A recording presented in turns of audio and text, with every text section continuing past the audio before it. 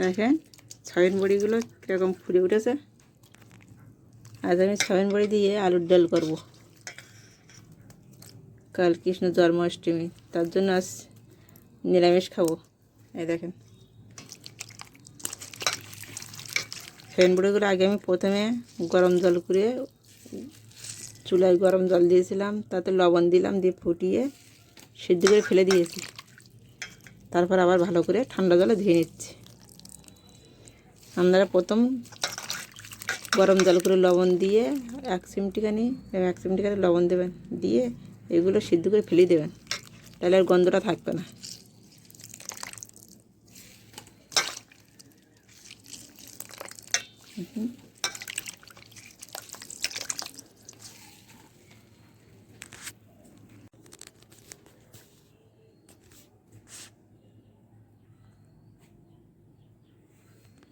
দেখেন পরিষ্কার জল নিয়েছি, নিয়ে আমি আবারও ধুয়ে নিচ্ছি।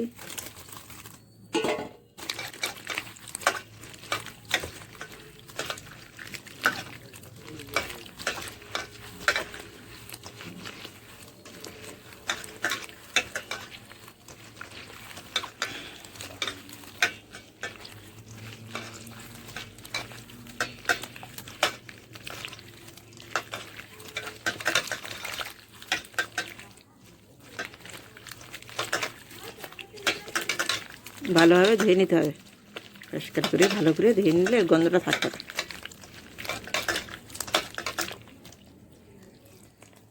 আমি আস্তে নিংড়ে আস্তে আস্তে উঠিয়ে নেব।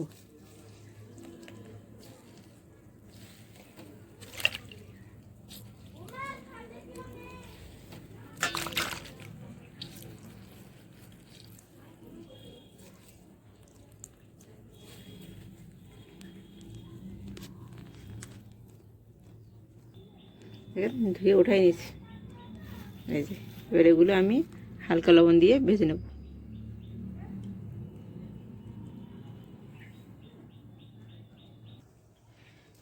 তেল গরম হয়ে গেছে, এবার সয়াবিন বড়িগুলো আমি দেবো।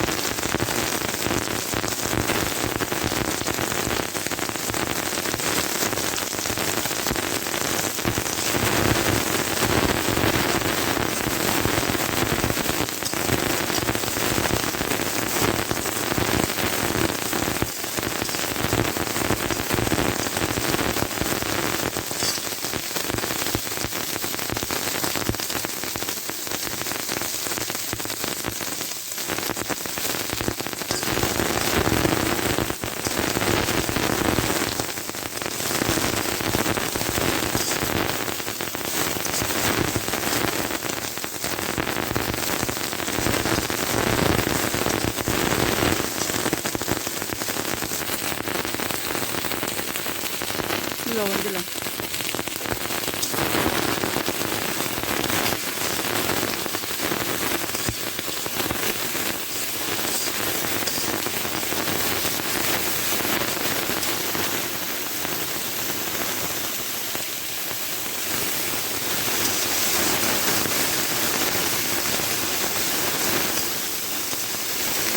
ভালো করে ভেজে নেব, অল্প জালে ভালো করে ভেজে নেব।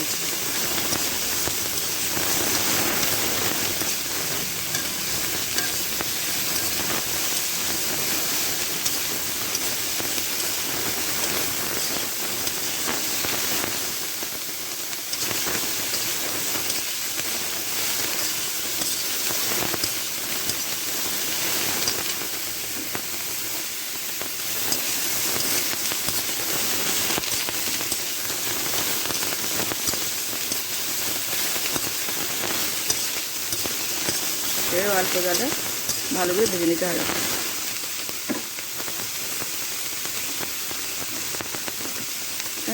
সামান্য পরিমাণ হলুদ দিলাম।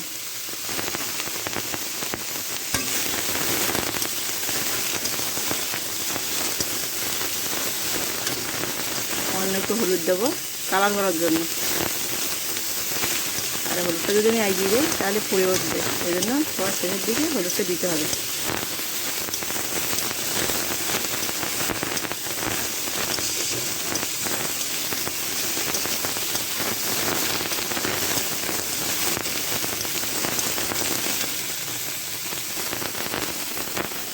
জিরে, এই যে সামান্য জিরে আর গোলমরিচ বাটা দেবো।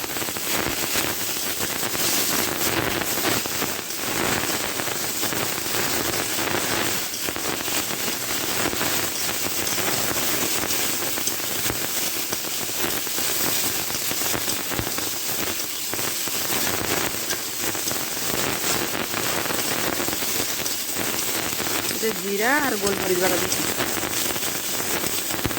জিরা আর গোলমরিচ বাটা, জিরার ভাজা, এবার এরা ভাজা ফেন বেরিয়েছে, জিরার মরিচের ফেন বেরিয়েছে। এবার ভাজাটা হয়ে গেছে, আমি নামিয়ে নেব। এবার আমি নামিয়ে নেব।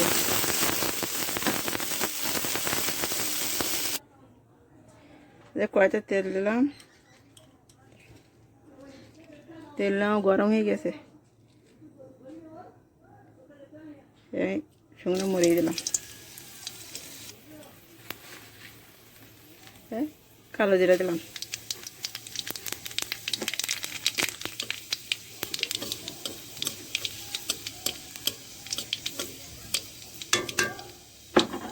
এবার আমি এই আলু আর সয়াবিন বড়ি একসাথে দেবো।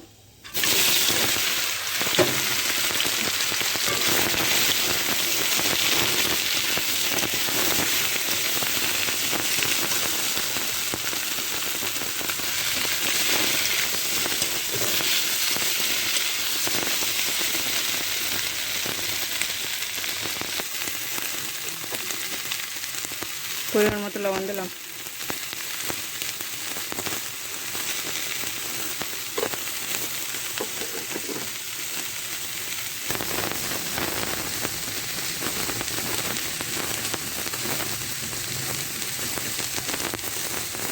পরিমাণ মতো হলুদ দিলাম,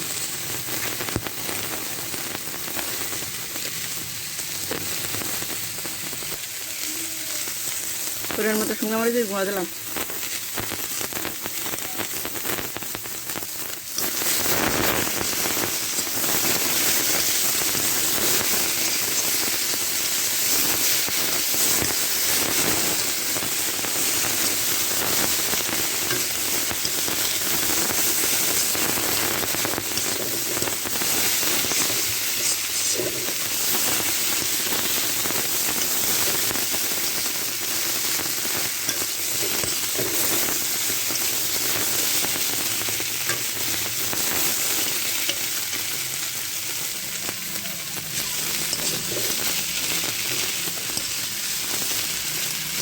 আলু আর সয়াবিন বড়ি এভাবে আমি আবারও ভেজে নেব 5 মিনিটের জন্য।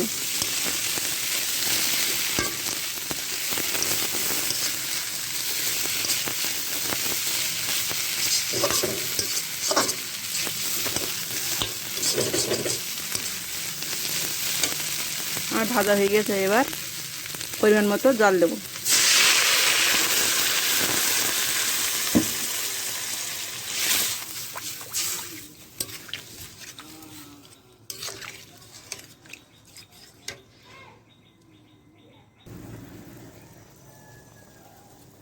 দুইটা তেজপাতা দিলাম, একটা কেটে দিছি, একটা আস্ত।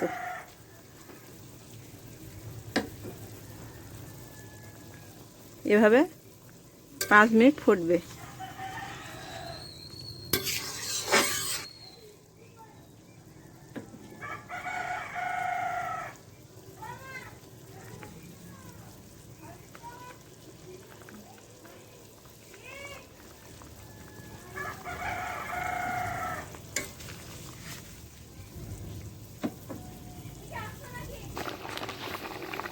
দেখুন জিরা, গোলমরিচ আর সামান্য একটু গরম মশলার কাঠ সামান্য, মানে দারুচিনিটা সামান্য একটু বেটে দিয়েছি। সম্পূর্ণ এলাচ লবঙ্গ কিছুই দেয়নি, আর কাঁচামরিচ একসাথে বেটে দিয়েছি। কি বলেছি বুঝতে পেরেছেন? সামান্য একটু দারুচিনি, মানে গরম মশলার যে কাঠটা ভিতরে থাকে, সেই কাঠটা সামান্য একটু ফোটা সামান্য একটু ভেঙে জিরা গোলমরিচের সাথে বেটে নিয়েছি, আর কাঁচামরিচ এটা দিয়ে দিলাম।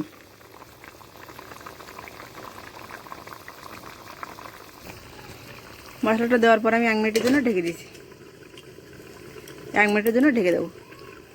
যেন কাঁচামরিচের সেন্টটা বেরিয়ে আসে, তার জন্য। এই যে 1 মিনিট পরে আমি ঢাকনিটি উঠাইছি আর চূড়াটা নিভিয়ে দিয়েছি। এই দেখেন, সয়াবিন বড়ি দিয়ে আলুর ডাল।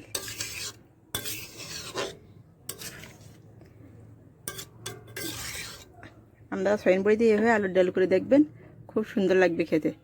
আমি সাধারণ ঘরের বউ, সাধারণ রান্না করি। যদি আপনাদের ভালো লেগে থাকে তাহলে লাইক করে দেবেন। সয়াবিন বড়ি দিয়ে আলুর রেসিপিটা যদি ভালো লেগে থাকে তাহলে আপনারা এভাবে ট্রাই করে দেখবেন, খুব সুন্দর লাগবে খেতে।